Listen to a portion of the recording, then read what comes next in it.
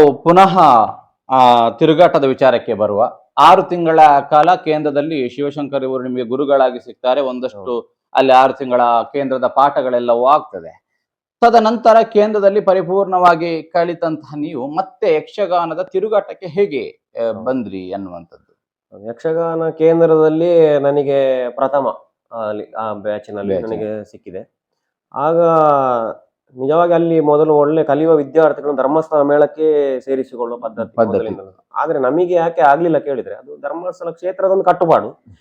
Bill ಅವರು ಅಲ್ಲಿಗೆ ಆಗುವುದಿಲ್ಲ ಅನ್ನುವಂಥದ್ದು. ಹೌದು, ಆ ಕಾಲದಲ್ಲಿ ಇದ್ದದ್ದು. ಈಗ ಇಲ್ಲ, ಈಗ ಧರ್ಮಸ್ಥಳ ಚಂದ್ರಶೇಖರನ್ನ ಧರ್ಮಸ್ಥಳ ಮೇಳದಲ್ಲಿ ಇದ್ದಾರೆ ಹೇಳಿದ್ದಾರೆ. ಹೌದು, ಆ ಕಾಲದ ಕಟ್ಟುಪಾಡು ಅದು. ನಾವು ಅದಕ್ಕೇನು ವಿರೋಧ ಮಾತಾಡ್ಲಿಕ್ಕಿಲ್ಲ. ಇಲ್ಲವರು ಅಲ್ಲಿಗೆ ಆಗುವುದಿಲ್ಲ. ಹಾಗಾಗಿ ನಮಗೆ ಧರ್ಮಸ್ಥಳ ಮೇಳಕ್ಕೆ ಹೋಗುವ ಅವಕಾಶ ತಪ್ಪಿ ಹೋಯ್ತು. ಆಗ ಮತ್ತೆ ನನ್ನ ತಲೆಯಲ್ಲೇ ಮೊದಲೇ ಇತ್ತು, ಯಾಕಂದ್ರೆ ನನ್ನ ತಂದೆಯವರು ಕೂಡ ಒಂದು ದೇವಿ ಆರಾಧಕರಾದ ಕಾರಣ ಕಟೀಲು ಮೇಳಕ್ಕೆ ಹೋಗಿ ಒಂದು ಕುಣಿದ್ರೆ ಒಳ್ಳೆಯದು ಅಂತ. ಯಾಕಂದ್ರೆ ನನಗೆ ಒಂದು ದಿವಸ ಕಟೀಲು, ನಾವು ಪ್ರತಿ ವರ್ಷ ಶಾಲೆಗೆ ರಜೆ ಸಿಕ್ಕಾಗ ನಾವೆಲ್ಲ ದೇವಸ್ಥಾನಕ್ಕೆ ಭೇಟಿ ಕೊಡೋ ಕ್ರಮ ಇತ್ತು ನಮ್ಮ ಮನೆಯವರೆಲ್ಲ.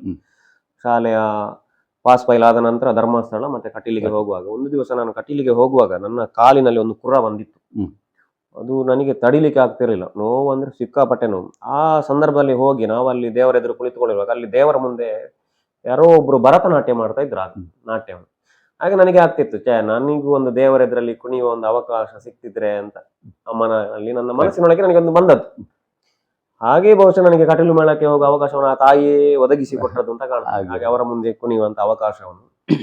ಹಾಗಾಗಿ ಅಲ್ಲಿಂದ ಆಯ್ತು. ಆಗ ಕಟೀಲು ಮೇಳದಲ್ಲಿದ್ದಂತ ಹಳೆ ವಿದ್ಯಾರ್ಥಿಗಳೆಲ್ಲ ಕೇಂದ್ರಕ್ಕೆಲ್ಲ ಬರ್ತಾ ಇದ್ರು. ನಾವೆಲ್ಲ ಕೇಂದ್ರದಲ್ಲಿ ಇರುವಾಗ ಮೊದಲಿನ ಬ್ಯಾಚಿನಲ್ಲಿ ಕಲ್ತವರೆಲ್ಲ ಮತ್ತೆ ಅಲ್ಲಿ ಆಗ ಅದೇ ಪಟ್ರಾಮೆ ರಮೇಶ್ ಅಣ್ಣನವರು, ಮತ್ತೆ ನಮ್ಮ ಮುಂಡಾಜೆ ನವೀನ, ಕೃಷ್ಣಪ್ಪ ಇಂಥವರೆಲ್ಲ ಬರ್ತಾ ಇದ್ರು ಕೆಲವರೆಲ್ಲ. ಆಗ ಅಲ್ಲಿ ಕಲ್ತು ಹೋದವರು ಅನೇಕ ಮಂದಿ ಬರ್ತಿದ್ರು. ಕೆಲವರ ನೆನಪು ಬರುದಿಲ್ಲ ಈಗ. ಅದು 2003. ಹೌದು, 2003ರಲ್ಲಿ ನಮ್ಮ ಕೇಂದ್ರದ ಬ್ಯಾಚ್ ಇತ್ತು. ಹಾಗೆ ಹೋಗಿ ಆಯ್ತು, ಕಟೀಲು ಸೇವೆಗೆ ಬನ್ನಿ ಅಂತೆಲ್ಲ ಹೇಳಿದ್ರು ಅವರು. ಹೀಗೆ ನೀವು ಕಟೀಲು ಮೇಳಕ್ಕೆ ಬನ್ನಿ ಅಂತ. ಆಗ ಅಲ್ಲಿ ಹೋದಾಗ ನನಗೆ ಮೊದಲಿಗೆ ನನ್ನನ್ನು ಸೇರಿಸಿ 3ನೇ ಮೇಳಕ್ಕೆ ನನಗೆ ಅವಕಾಶ ಸಿಕ್ಕಿತ್ತು. ನಿಮ್ಮನ್ನ ಮೇಳಕ್ಕೆ, ಕಟೀಲು ಮೇಳಕ್ಕೆ ರವಿಕುಮಾರ್ ಸೇರ್ಪಡೆಗೊಳ್ಬೇಕು, ಯಾರು ಸೇರಿಸಿರುವಂತದ್ದು ಹೇಗೆ? ಇಲ್ಲ, ನಾವಲ್ಲಿ ಹೋಗುವಾಗ ನಾವಲ್ಲಿ ಹೆಸರು ಕೊಟ್ಟಿರ್ಬೇಕು, ನಾವು ಈ ಸಲ ಮೇಳಕ್ಕೆ ಇದ್ದೇವೆ ಅಂತ. ಹೌದು, ಆಗ ಅಲ್ಲಿ ಅವರೇ ಅದು ಆ ಮ್ಯಾನೇಜರ್ಗಳೆಲ್ಲ ಹೇಳಿ, ಮತ್ತೆ ಯಾರಾದ್ರೂ ನಮ್ಮ ಕೇಂದ್ರದಲ್ಲಿ ನಮ್ಮ ನೋಡಿದವರೆಲ್ಲ ಹೇಳಿ. ಹೌದು, ನೆಲ್ಲೆಡಿ ಪ್ರಶಾಂತ್ ಎಲ್ಲ ಬರ್ತಾ ಇದ್ದ ಕೇಂದ್ರಕ್ಕೆಲ್ಲ. ನಮಗಿಂತ ಮೊದಲನೇ ಬ್ಯಾಚಿನವ ಅವರೆಲ್ಲ. ಬಹುಶಃ ಅವರೆಲ್ಲ ಹೆಸರು ಕೊಟ್ಟಿರ್ಬೇಕು ಅಲ್ಲಿ. ಹಾಗಾಗಿ ಅದು ಬೆಳಿಗ್ಗೆ ಆಗುದು, ರಾತ್ರಿ ಅಲ್ಲಿವರೆಗೆ ಯಾವ ಸೆಟ್ಟಿಗೆ ಹೋಗುದು ಅಂತ ಗೊತ್ತಿರುವುದಿಲ್ಲ. ಅದು ಬೆಳಿಗ್ಗೆ ಅಲ್ಲಿ ಸೇವೆ ಆಗಿ ಮರು ದಿವಸ, ಆಗ ಲಾರಿ ಇದ್ದದ್ದು, ಬಸ್ ಎಲ್ಲ ಇರ್ಲಿಲ್ಲ. ಒಂದೇ ಲಾರಿಯಲ್ಲಿ ಎಲ್ಲರೂ ಹೋಗ್ತಿರೋದು. ಆ ಲಾರಿಗೆ ಎಲ್ಲ ಪೆಟ್ಟಿಗೆ ಎಲ್ಲ ತುಂಬಿಸಿರುವಾಗ ಮತ್ತೆ ಬೆಳಿಗ್ಗೆ ಗೊತ್ತಾಗುದು ನೀವು ಇಂಥ ಮೇಳಕ್ಕೆ ನೀವು. ಆಗ ನನ್ನನ್ನು ಹೇಳಿದ್ರು, ನೀವು 3ನೇ ಮೇಳಕ್ಕೆ ಅಂತ. 3ನೇ ಮೇಳಕ್ಕೆ ಆಗ ಕುರಿಯ ಶಾಸ್ತ್ರಿಗಳ ಮೇಳ. ಆಗ 4 ಮೇಳ ಇದ್ದದ್ದು. ನಾವು 2003ರಲ್ಲಿ 4 ಮೇಳ. ಹಾಗಾಗಿ 3ನೇ ಮೇಳಕ್ಕೆ ಸೇರ್ಪಡೆ ಆಯ್ತು. 3ನೇ ಮೇಳಕ್ಕೆ ಸೇರ್ಪಡೆಗೊಳ್ಳುತ್ತೀರಿ. ಆರಂಭದಲ್ಲಿ ಹೇಗೆ ಮೇಳದ ತಿರುಗಾಟದ ಅನುಭವ ಹೊಸತ್ತು? ಹೌದು, ದಿಗ್ಗಜ ಭಾಗವತರು ಇರ್ತಾರೆ, ಕಲಾವಿದರು. ಹೇಗೆ ಅಡ್ಜಸ್ಟ್ ಆದ್ರಿ? ಯಾವ ವೇಷಕ್ಕೆ ಸೇರ್ಪಡೆ? ಮೊದಲು ನನಗೆ ನಿತ್ಯ ವೇಷ, ಪೂರ್ವರಂಗ. ಹೌದು, ಪೂರ್ವರಂಗದ ವೇಷವೇ ಸಿಕ್ಕಿದ್ದು. ನನ್ನ ಜೊತೆ ವೇಷ ಮಾಡ್ತಿದ್ದು ನನ್ನ ಕೇಂದ್ರದ ಬ್ಯಾಚ್ ಒಬ್ಬ ರಾಜೇಶ್ ಕೊಲ್ಲಮ್ಮೊಬ್ರು ಅಂತ. ಅವನು ಕೂಡ ಈಗ ಇಲ್ಲ, ಒಂದು ರಸ್ತೆ ಅಪಘಾತದಲ್ಲಿ ಈ ಲೋಕ ಬಿಟ್ಟು ಹೋಗಿದ್ದಾನೆ.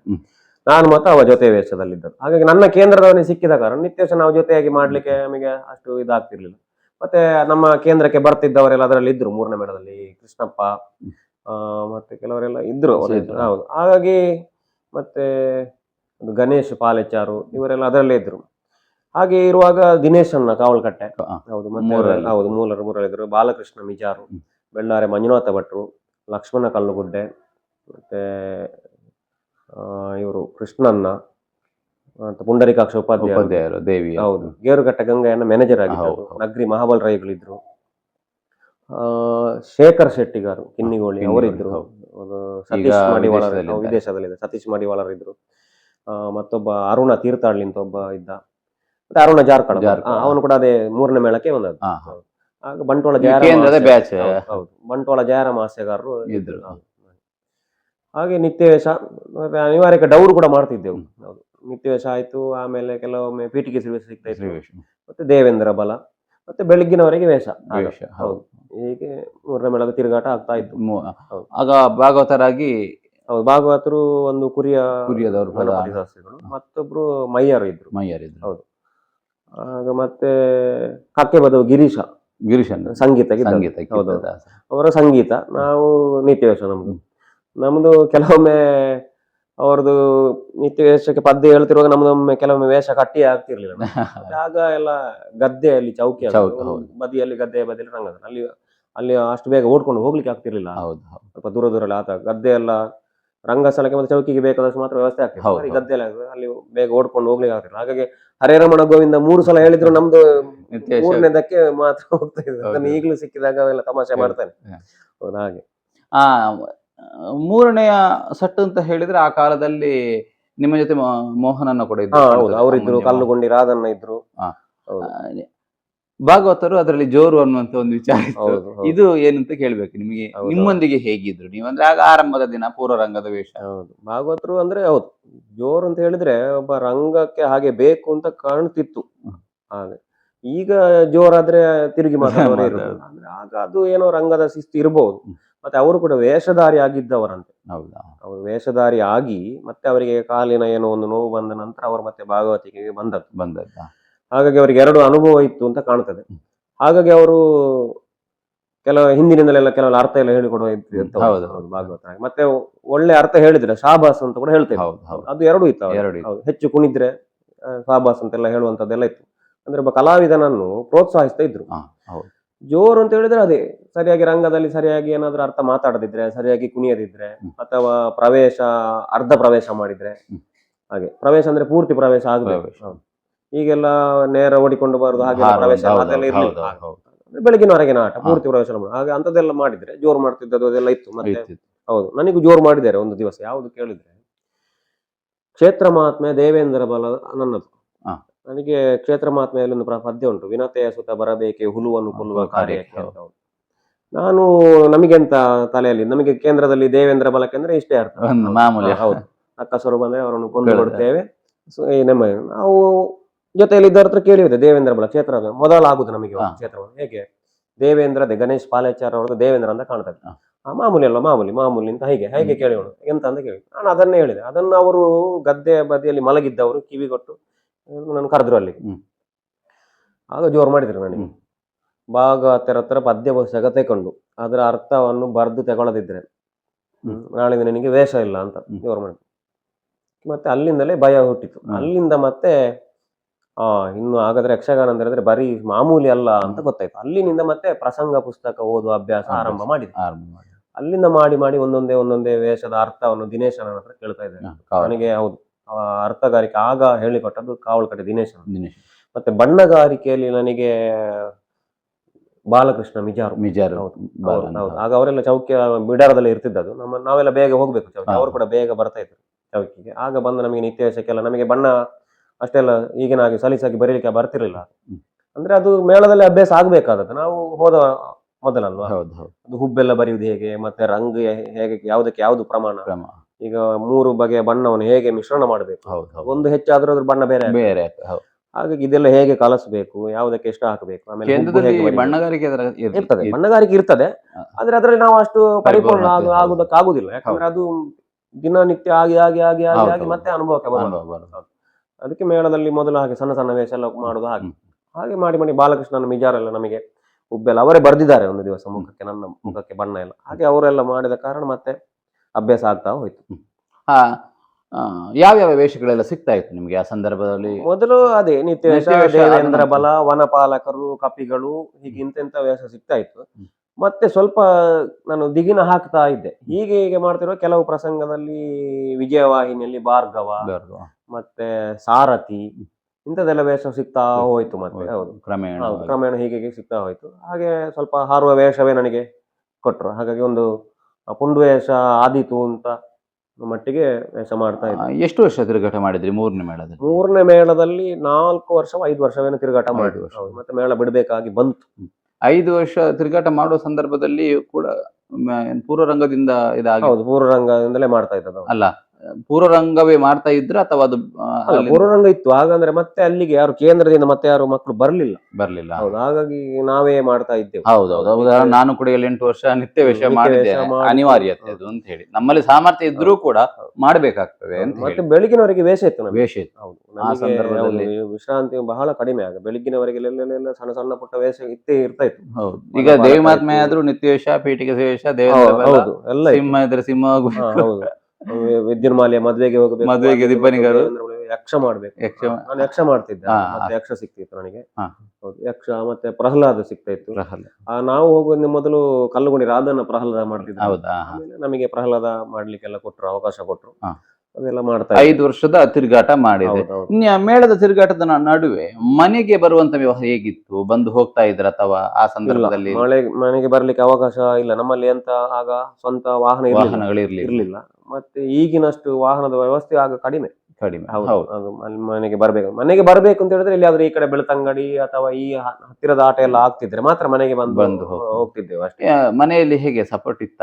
ಹೌದೌದು, ಯಕ್ಷಗಾನಕ್ಕೆ ಸಪೋರ್ಟ್ ಇತ್ತು. ಯಾಕಂದ್ರೆ ಬಾಲ್ಯದಿಂದಲೇ ಯಕ್ಷಗಾನದ ಆಸಕ್ತಿ ಇದ್ದ ಕಾರಣ ಹಾಗಾಗಿ ಯಕ್ಷಗಾನಕ್ಕೆ ಸಪೋರ್ಟ್ ಇತ್ತು. ಸೊ ಹೀಗೆ 5 ವರ್ಷಗಳ ಕಾಲ 3ನೇ ಮೇಳದಲ್ಲಿ ತಿರುಗಾಟವನ್ನ ಮಾಡ್ತೀರಿ. 5 ವರ್ಷಗಳ ಕಾಲ 3ನೇ ಸೆಟ್ ಅಲ್ಲಿ ತಿರುಗಾಟವನ್ನ ಮಾಡ್ತೀರಿ. ಇದ್ದಕ್ಕಿದ್ದ ಹಾಗೆ ಆ ಮೇಳದಿಂದ ಯಾಕೆ ಬಿಡುಗಡೆ ಹೊಂದಬೇಕು ಅಂತ ಹೇಳಿ ಆಯ್ತು? ಏನು ವಿಚಾರ? ಬಿಡಬೇಕು ಅಂತ ಹೇಳಿದ್ರೆ ತುಂಬಾ ಕಾರಣ ಉಂಟು. ಅದನ್ನೀಗೆಲ್ಲ ಹೇಳಿದ್ರೆ ನಾನೊಬ್ಬ ನಿಷ್ಠುರವಾದಿ ಆಗ್ತೇನೆ. ಅದನ್ನೀಗ ಹೇಳುವ ವೇದಿಕೆಯು ಇದಲ್ಲ ಅಂತ ಕಾಣ್ತದೆ.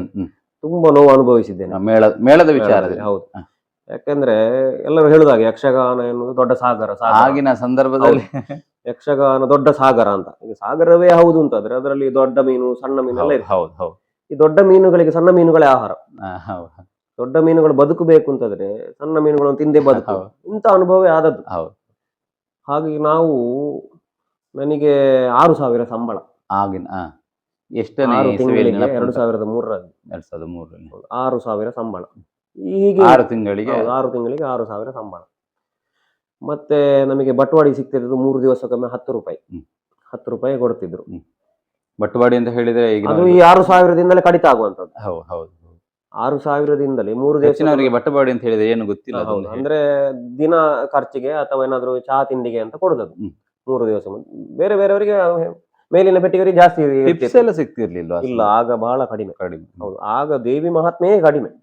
ಎಲ್ಲ ನೂತನ ಪ್ರಸಂಗಗಳೇ ಹೆಚ್ಚಾಗುತ್ತಿದ್ದದ್ದು. ಆ ಸಮಯದಲ್ಲಿ ಬಹಳ ಕಡಿಮೆ ಸಿಗ್ತಿದ್ದದ್ದು. ಸಿಕ್ತಿತ್ತು ಅಪರೂಪಕ್ಕೊಮ್ಮೆ. ಈಗಿನ ಹಾಗೆ ಸಿಗ್ಲಿಲ್ಲ.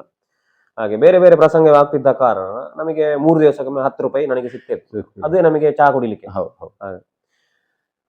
ಹಾಗೆ ಅಂತ ನೋವು ತುಂಬಾ ಅನುಭವಿಸಿ ನಮ್ದು ಬಿಡಾರ ಬೇರೆ ಕಡೆಯಲ್ಲಿ, ಬ್ರಾಹ್ಮಣರ ಬಿಡಾರ ಬೇರೆ ಕಡೆಯಲ್ಲಿ. ಭಾಗವತರ ಬಟ್ಟೆ ತೊಳಿಬೇಕು, ಚಾಕ್ರಿ ಅವರ ಸೇವೆ ಮಾಡಬೇಕಿತ್ತು.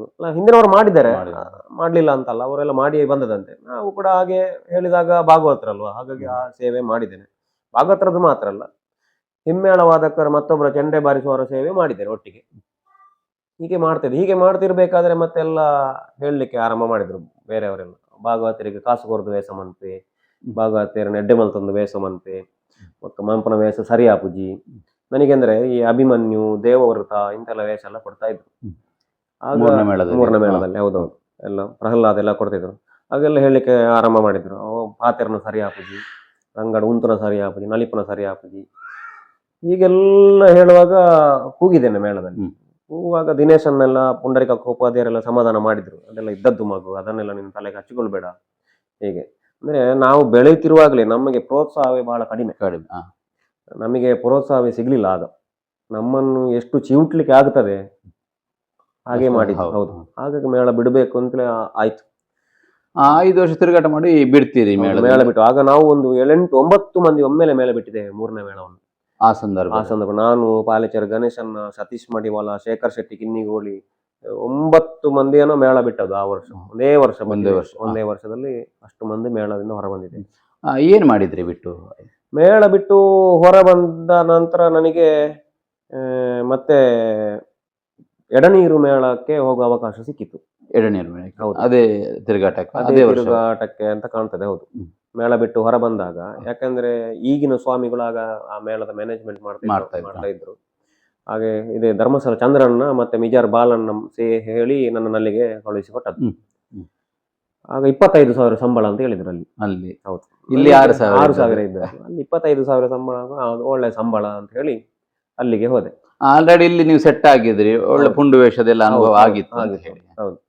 ಹಾಗೆ ಅಲ್ಲಿ ಮತ್ತೆ ಎಡನೀರು ಮೇಳದ ತಿರುಗಾಟಕ್ಕೆ ಹೋದೆ. ಅಲ್ಲಿ ಕೂಡ 1 ವರ್ಷ ತಿರುಗಾಟ ಮಾಡಿದ್ದೆ ಅಷ್ಟೇ. ಅಲ್ಲಿ ತಿರುಗಾಟ ಮಾಡ್ತಿರ್ಬೇಕಾದ್ರೆ ಮತ್ತೆ ನಾನು ಪೌರೋಹಿತ್ಯ ಕಲೀಲಿಕ್ಕೆ ಹೋದೆ. ನಾನು ಕುದ್ರೋಳಿಯಲ್ಲಿ, ಹೌದು, ವೇದ ತಂತ್ರಾಗಮನ ಅಂತ ಇತ್ತು. ಅದಕ್ಕೆ ಮತ್ತೆ ಪೌರೋಹಿತ್ಯ ಕಲಿಯುವ ಅಂತ, ಯಾಕಂದ್ರೆ ನಮ್ಮ ಮನೆಯಲ್ಲಿ ಪೂಜೆ ಆಗ್ತಿತ್ತು, ತಂದೆಯವರು ಇದ್ದ ಕಾರಣ ಮತ್ತೆ ಅದನ್ನು ಮುಂದುವರಿಸಬೇಕಂತಲೇ ಹೇಳಿ ಮತ್ತೆ ತಂತ್ರೋಕ್ತ ಪೂಜೆ ಕಲೀಲಿಕ್ಕೆ ಹೋದದ್ದು.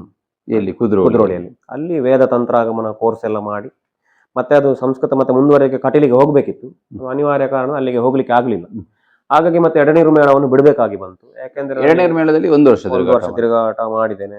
ಒಂದು ವರ್ಷ. ಯಾರು ಇದ್ರು ನೆನಪು ಆ ಸಂದರ್ಭ? ಅಮ್ಮಣ್ಣರಿದ್ರು, ಹೌದು, ಮತ್ತೆ ಗೋರೆ ಅವರಿದ್ರು, ದೇಲಂತ ಮಜಲ್ ಅವರಿದ್ರು, ರವಿರಾಜ ಪನ್ನಯಾಲದವರು, ಪೂಕ್ಕಳ ಲಕ್ಷ್ಮೀನಾರಾಯಣ ಭಟ್ರು, ಮತ್ತೆ ವೇಣೂರು ಭಾಸ್ಕರಾಚಾರ್ಯರು, ತುಂಬಾ ಮಂದಿ ಇದ್ರು. ಆಗ ಬೋಳಂತೂರು, ಹೌದು, ಒಳ್ಳೆ ಸೆಟ್ ಆಯ್ತು. ಧರ್ಮಸ್ಥಳ ಚಂದ್ರಣ್ಣ ಇದ್ರು, ರತ್ನಾಕರ ಹೆಗ್ಡೆ ಅವರು, ಹಾಗೆ ಒಳ್ಳೆ ಸೆಟ್ ಇತ್ತು ಆಗ. 1 ವರ್ಷ ತಿರುಗಾಟ ಮಾಡಿ. 1 ವರ್ಷ ತಿರುಗಾಟ ಮಾಡಿದ ನಂತರ ವೇದಾಧ್ಯಯನಕ್ಕೆ ನೀವು? ವೇದಾಧ್ಯಯನ ಹೋಯ್ತು. ಮತ್ತೆ ಆ ಮೇಳ ಕೂಡ ಬಿಡಬೇಕು. ಎಷ್ಟು ವರ್ಷ ವೇದಾಧ್ಯಯನ? ವೇದಾಧ್ಯಯನವೇ 2 ವರ್ಷ. 2 ವರ್ಷ. ಹೌದು. ಅದಾದ ನಂತರ ನನ್ನ ಗುರುಗಳು ದೇವದ ಶಾಂತಿ ಅಂತ, ಅವರು ಮುಂಬೈಗೆ ನನ್ನನ್ನು ಬರ್ಲಿಕ್ಕೆ ಹೇಳಿದ್ರು ಹೆಚ್ಚಿನ ಇದಕ್ಕಾಗಿ. ಮತ್ತೆ ಮುಂಬೈಗೆ ಹೋಗ್ಬೇಕಾಗಿ ಬಂತು. ಅಲ್ಲಿ ಸಾಂತಾಕ್ರಾಸ್ ಅಲ್ಲಿ ಮಹಾಕಾಳಿ ಮಂದಿರದಲ್ಲಿ ಅಲ್ಲಿ ವೇದಾಭ್ಯಾಸ ಮತ್ತೆ ಪಾಠ ಆಗ್ತಾ ಇದ್ದದ್ದು. ಒಟ್ಟು ಎಷ್ಟು ವರ್ಷಗಳ? ಅದೇ ಒಟ್ಟು ಅಲ್ಲಿ ಪುನಃ ಮತ್ತೆ 1-2 ವರ್ಷ ಅಲ್ಲಿ ಇದ್ದೆ, ಮುಂಬೈಯಲ್ಲಿ ಇದ್ದೆ. ಹೌದು, 1-2 ವರ್ಷ ಅಧ್ಯಯನ ಒಟ್ಟಿಗೆ. ಅದೇ 3-4 ವರ್ಷ ಅಧ್ಯಯನ ಆಗಿದೆ. ಅಲ್ಲಿ ಇರ್ತಾ ಸಾಂತಾಕ್ರಾಸ್ ಅಲ್ಲಿ ಇರುವಂತ ಬಿಲ್ಲವ ಭವನದಲ್ಲಿ, ಮುಂಬೈಯ ಸಾಂತಾಕ್ರಾಸ್ ಬಿಲ್ಲವ ಭವನದಲ್ಲಿ ಅಲ್ಲಿ ಆಟ ಆಗ್ತಿತ್ತು. ಆಗ ನಾನು ಅಲ್ಲಿಗೆ ಹೋಗ್ತಾ ಇದ್ದೆ ಆಟಕ್ಕೆಲ್ಲ. ಹೌದು, ಅಲ್ಲಿ ವೇಷ ಮಾಡ್ತಾ ಇದ್ದೆ. ಅಲ್ಲಿ CT ಸಾಲಿಯನ್ ಅಂತ ಒಬ್ರು ಅಲ್ಲಿಯ ಮ್ಯಾನೇಜರ್ ಏನಾಗಿದ್ರು, ಹಾಗೆ ಅವರ ಮುಖಾಂತರ ಅಲ್ಲಿ ವೇಷ ಮಾಡ್ಲಿಕ್ಕೆ ಅವಕಾಶ ಸಿಗ್ತಾ ಇತ್ತು. ಮತ್ತೆ ಅಲ್ಲಿ ಅವರು ಆ ಸಂಘದವರು ನನ್ನನ್ನು ಕೆಲವು ಬೇರೆ ಬೇರೆ ಕಡೆ ಕರ್ಕೊಂಡು ಹೋಗ್ತಾ ಇದ್ರು. ಅಲ್ಲಿ ಹೊರಗಡೆ ಎಲ್ಲ ಆಟ ಆಗ್ಬೇಕಾದ್ರೆ ಕೆಲವೆಲ್ಲ ಪುಂಡು ವೇಷ ಮಾಡಿಸ್ಲಿಕ್ಕೆಲ್ಲ ಕರ್ಕೊಂಡು ಹೋಗ್ತಾ ಇದ್ರು. ಯಾಕಂದ್ರೆ ಇಲ್ಲಿ ಪುಂಡು ವೇಷ ಮಾಡಿದ ಅನುಭವ ಇದ್ದ ಕಾರಣ ಅಲ್ಲಿ ಪುಂಡು ವೇಷ ಮಾಡ್ತಾ ಇದ್ದೆ. ಹಾಗೆ ಮತ್ತೆ ಅಲ್ಲಿದ್ದು ಮತ್ತೆ ತಂದೆಯವರ ನಿಧನ ಆಗಬೇಕ ಸಂದರ್ಭದಲ್ಲಿ ಮತ್ತೆ ಮುಂಬೈ ಬಿಟ್ಟು ಮನೆ ಊರಿಗೆ ಬರಬೇಕಾಗಿ ಬಂತು. ಮತ್ತೆ ಊರಲ್ಲೇ ಇದ್ದೆ. ಊರಲ್ಲಿದ್ದಾಗ ಮತ್ತೆ ಇಲ್ಲಿ ಚೀರುಂಬ ಮೇಳ, ಹೌದು, ನಮ್ಮ ಗುಜರನ್ ಅವರದ್ದು, ಅವರ ಮೇಳಕ್ಕೆ ಕರಿತಾ ಇದ್ರು. ಮತ್ತೆ ಅಲ್ಲಿ ಎಲ್ಲ ಹೋಗ್ತಾ ಇದ್ದೆ. ಹಾಗೆ ಅತಿಥಿಯಾಗಿ ವೇಷ ಮಾಡ್ತಾ ಇದ್ದೆ. ಹೀಗೆ ತಿರುಗಾಟ ಎಲ್ಲ ಆಗ್ತದೆ ಅಥವಾ ಒಂದಷ್ಟು ಮುಂಬೈ ಹೋಗ್ತೀರಿ, ವೇದ ಅಧ್ಯಯನ ಅದೆಲ್ಲ ಆಗಿ ಪುನಃ ನೀವು ಕಟೀಲು ಮೇಳಕ್ಕೆ ಪದಾರ್ಪಣೆ ಮಾಡಿ? ಕಟೀಲು ಮೇಳಕ್ಕೆ ಮತ್ತೆ ಇದು ತುಂಬಾ ವರ್ಷ ಆಗಿರ್ಬೇಕು. ಯಾಕಂದ್ರೆ 5ನೇ ಮೇಳ ಆಗುವ ಸಂದರ್ಭದಲ್ಲಿ ನನಗೆ ಒಮ್ಮೆ ಕರೆ ಬಂದಿತ್ತು. ಆಗ ಈಗ ಅವರಿಲ್ಲ, ನಮ್ಮ ಮುಂಡಾಜೆ ಸದಾಶಿವ ಮ್ಯಾನೇಜರ್, ಅವ್ರು ಇಲ್ಲಿಗೆ ಬಂದಿದ್ರು ಮನೆಗೆ. ಆಗ ನಾನು ಮನೆಯಲ್ಲಿ ಇರ್ಲಿಲ್ಲ 5ನೇ ಮೇಳಕ್ಕೆ ಮಾಡುವಾಗ. ಮತ್ತೆ ನಾನು ಮೇಳಕ್ಕೆ ಸೇರ್ಪಡೆಗೊಂಡದ್ದು 6ನೇ ಮೇಳ ಆಗುವಾಗ. 6ನೇ ಮೇಳ? ಹೌದು, ಕಟೀಲು 6ನೇ ಮೇಳ ಆಗುವ ಹೊತ್ತಿಗೆ ಮತ್ತೆ ಕಟೀಲು ಮೇಳಕ್ಕೆ ಒಂದಷ್ಟು ವರ್ಷ ಗ್ಯಾಪ್ ಆಗಿ, ತುಂಬಾ ಗ್ಯಾಪ್ ಆಗಿ 15 ವರ್ಷ ಏನು ಜಾಸ್ತಿ ಆಗಿರ್ಬೇಕು. ಹೌದು. ಯಾವ ಮೇಳಕ್ಕೆ ಸೇರ್ಪಡೆಗೊಳ್ತೀರಿ? 2ನೇ ಮೇಳ? ಅದು 2ನೇ ಮೇಳಕ್ಕೆ ಆದದ್ದೇ ಒಂದು ಪ್ರಸಾದ್ ಬಲಿಪರ ಕಾರಣದಿಂದ. ನಾವು ಅಲ್ಲಿ ಕೂಡ ಹಾಗೆ ಹೋಗಿದ್ದೇವೆ, ಹೆಸರು ಕೊಟ್ಟಿದ್ದೇವೆ. ಬೆಳಿಗ್ಗೆ ಸೇವೆ ಎಲ್ಲ ಆಯ್ತು, ಯಾವ ಸೆಟ್ಟಿಗೆ ಅಂತ ನಿರ್ಣಯವೇ ಆಗ್ಲಿಲ್ಲ. ಅಲ್ಲ, ನಿಮ್ಮನ್ನೀಗ ಪುನಃ ಮೇಳಕ್ಕೆ ಸೇರ್ಪಡೆಗೊಳಿಸ್ಲಿಕ್ಕೆ ಪ್ರಯತ್ನ ಪಟ್ಟದ್ದು ಯಾರು ಅಂತ ಹೇಳಿ? ಅದು ಇವರು ನಮ್ಮ ವೇಣೂರ್ನ ಇವರು ಮಹಿಷಾಸುರ ಮಾಡುವ ಸತೀಶಣ್ಣ. ವೇಣೂರು ಸತೀಶರ? ಹೌದು, ನಯನಾಡ್ ಸತೀಶಣ್ಣ. ಹೌದು, ಸತೀಶಣ್ಣ ಹೇಳಿದ್ರು ಬಾ ಮೇಳಕ್ಕೆ ಬಾ ಅಂತ ಹೇಳಿ. ಅಲ್ಲಿ ಹೋಗಿ ಅದೇ ಬೆಳಿಗ್ಗೆವರೆಗೆ ಕಾದಿದ್ದೇವೆ ಯಾವ ಸೆಟ್ಟಿಗೆ. ನನಗೆ ತಲೆಯಲ್ಲಿತ್ತು ನಾನು 3ನೇ ಮೇಳದಲ್ಲಿ ಇದ್ದದಲ್ಲ, ಹಾಗಾಗಿ ನಾನು ಬಹುಶಃ ಪುನಃ 3ನೇ ಮೇಳಕ್ಕೆ ಕರೆದರು ಅಂತ. ಇಲ್ಲ, 3ನೇ ಮೇಳಕ್ಕೆ ಕರೀಲಿಲ್ಲ. 4ನೇ ಮೇಳದ ಭಾಗವತರು ಹೇಳಿದ್ರಂತೆ ಅವ್ರನ್ನೆಲ್ಲ ಕರ್ಕೊಂಡ್ರೆ ಇಲ್ಲಿ ಇದ್ದವರಿಗೆ ಎಂತ ವೇಷ ಕೊಡುದು, ಅವ್ರು ಎಂತ ವೇಷ ಮಾಡಿದ್ರೆ ಗೊತ್ತಿಲ್ಲ ಅಂತ. ಹೌದು, ಕುಬನೂರು ಭಾಗವತರು. 1ನೇ ಮೇಳದ ಭಾಗವತರು ಪೂಂಜಾರಿ ಹೇಳಿದ್ರಂತೆ ಅವರ ವೇಷ ಹೇಗುಂಟು ಅಂತ ನನಗೆ ಗೊತ್ತಿಲ್ಲ, ಮತ್ತೆ ಅವರಿಗೆ ಕರ್ಕೊಂಡು ನಾನು ಎಂತ ವೇಷ ಕೊಡುದು, ಯಾವ ಸೆಟ್ಟಿಗೆ ಅಂತಲೇ ನಿರ್ಣಯ ಆಗ್ಲಿಲ್ಲ. ಎಲ್ಲ ಲಾರಿಗೆಲ್ಲ ಲೋಡ್ ಆಗ್ತಾ ಉಂಟು, ಬಸ್ಸಿಗೆ ಲೋಡ್ ಆಗ್ತಾ ಉಂಟು, ಎಲ್ಲ ಹೋಗ್ತಾ ಇದ್ದಾರೆ. ನಾವು ಯಾವ ಸೆಟ್ಟಿಗೆ ಅಂತ ಗೊತ್ತಿಲ್ಲ. ನಾನು ಅಲ್ಲಿ ಶಾಲೆ, ಆಗ ಮೇಲೆ ಶಾಲೆ ಅಲ್ಲಿ ಪೆಟ್ಟಿಗೆ ಮೇಲೆ ಕುಳಿತುಕೊಂಡಿದ್ದೇನೆ. ಎಂತ ಮಾಡುದಪ್ಪ ಈಗ, ಯಾವ ಸೆಟ್ಟಿಗೆ ಹೋಗುದು, ಮನೆಗೆ ಹೋಗ್ಬೇಕಷ್ಟೇ. ಯಾರು ಆಗ ಪ್ರಸಾದ್ ಬಲಿಪುರ ಅಂದ್ರು. ಆಗ ಕೇಳಿದ್ರೆ ಎಂತ ಆಯ್ತು, ಯಾವ ಸೆಟ್ಟಿಗೂ ಆಗ್ಲಿಲ್ಲ ನಾನು ಅಂತ. ಹೌದಾ, ತಲೆಬಿಸಿ ಮಾಡಬೇಡ. ಕೆಲವರಿಗೆ ನಿಮ್ಮ ವೇಷದ ಬಗ್ಗೆ ಗೊತ್ತಿರ್ಲಿಲ್ಲ, ಹೆಚ್ಚಿನವರಿಗೆ ಗೊತ್ತಿರ್ಲಿಲ್ಲ. ನೀನು ತಲೆಬಿಸಿ ಮಾಡ. ಅವರಿಗೆ ಗೊತ್ತಿತ್ತು, ಬಲಿಪರಿಗೆ, ಪ್ರಸಾದ್ ಬಲಿಪರಿಗೆ. ತಲೆ ಬಿಸಿ ಮಾಡಬೇಡ, ನೀನು ನಮ್ಮ ಸೆಟ್ಟಿಗೆ ಬಾ ಅಂತ. ಹಾಗೆ ಅವ್ರು ಕರ್ಕೊಂಡು ಹೋಗುದು ಎರಡನೇ ಸೆಟ್ ಎರಡನೇ ಸೆಟ್ಟಿಗೆ ಅವ್ರು ಕರ್ಕೊಂಡು ಹೋಗುದು. ಅವ್ರು ಕರ್ಕೊಂಡು ಹೋಗಿ ಅಲ್ಲಿ ಪ್ರಸಂಗದಲ್ಲಿ ವೇಷ, ನನಗೆ ಪೂರ್ವರಂಗದಲ್ಲಿ ವೇಷ ಇರ್ಲಿಲ್ಲ. ತುಂಬಾ ವರ್ಷಗಳಾಗಿತ್ತು ಅನುಭವ ಇತ್ತು. ಹೌದು. ಹಾಗೆ ಪ್ರಸಂಗದಲ್ಲಿ ವೇಷ ಕೊಡ್ತಾ ಇದ್ರು, ಬೇರೆ ಬೇರೆ ವೇಷ ಎಲ್ಲ ಮಾಡ್ತಾ ಇದ್ದೆ. ಆಗ ದಿನೇಶ್ ಅನ್ನ ಕೂಡ ಎರಡನೇ ಮೇಳದಲ್ಲಿ ಇದ್ರು. ಅವರಿದ್ದ ಸಂದರ್ಭ. ದಿನೇಶ್ ಅನ್ನ ಎರಡನೇ ಮೇಳದಲ್ಲಿ ಇದ್ರು. ಬೆಳ್ಳಾರಿ ಮಂಜುನಾಥ ಭಟ್ರು ಅದರಲ್ಲೇ ಇದ್ರು. ಅವರಿಗೆಲ್ಲ ಗೊತ್ತಿತ್ತು ನನ್ನ ಬಗ್ಗೆ. ಆಗಿನ ಕಾಲ ಎರಡನೇ ಸೆಟ್ ಒಂದು ಟಾಪ್. ಆಗ ನಮಗೆ ಪೆರುವಾಯಿ ನಾರಾಯಣ ಭಟ್ರು ಇದ್ರು ಅದರಲ್ಲಿ.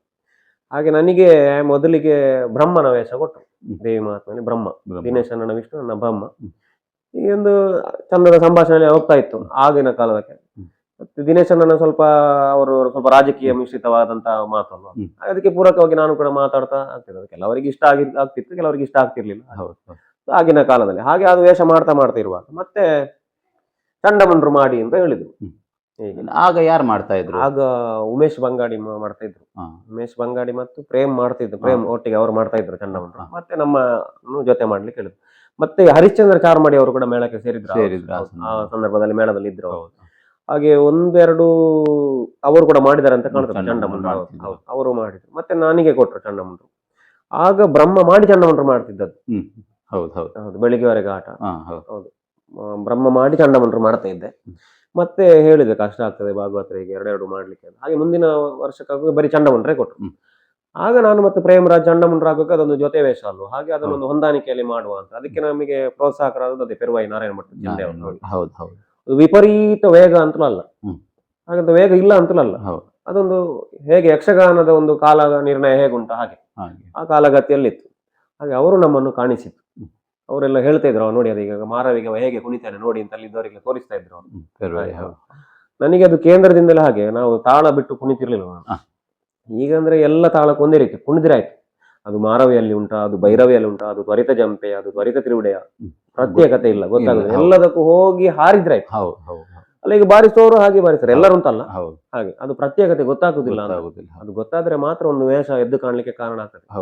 ಹಾಗೆ ಚಂಡಮುಂಡ್ರ ಪದ್ಯವೇ ಹಾಗೆ, ಮಾರವಿ ಪದ್ಯ, ಒಂದು ಭೈರವಿ ಪದ್ಯ, ತ್ವರಿತಾಷ್ಟದ ಹೀಗೆಲ್ಲ ಇದ್ರೆ ಮಾತ್ರ ಅದು ಬೇರೆ ಬೇರೆ ಪ್ರತ್ಯೇಕ ಕಾಣ್ತದೆ. ಆಗ ವೇಷವು ಎದ್ದು ಕಾಣುತ್ತದೆ. ಹೀಗೆ ಎರಡನೇ ಮೇಳದಲ್ಲಿ ನಿಮ್ಮ ತಿರುಗಾಟ ಅನ್ನುವಂಥದ್ದು ನಡೀತಾ ಇರ್ತದೆ ಅಂತ ಹೇಳಿ. ಪ್ರಸಾದ್ ಬಲಿಪ ಭಾಗವತರಿಂದ ನೀವು ಎರಡನೇ ಮೇಳಕ್ಕೆ ನಿಮ್ಮ ಆಗಮನ ಆಗ್ತದೆ. ಆ ಕಾಲಘಟ್ಟಕ್ಕೆ ಆ ಎರಡನೇ ಸೆಟ್ ಅಂತ ಹೇಳಿದ್ರೆ ಒಂದು ಟಾಪ್ ಮೋಸ್ಟ್ ಸೆಟ್ ಆಗಿ ಗುರುತಿಸಿಕೊಳ್ತದೆ.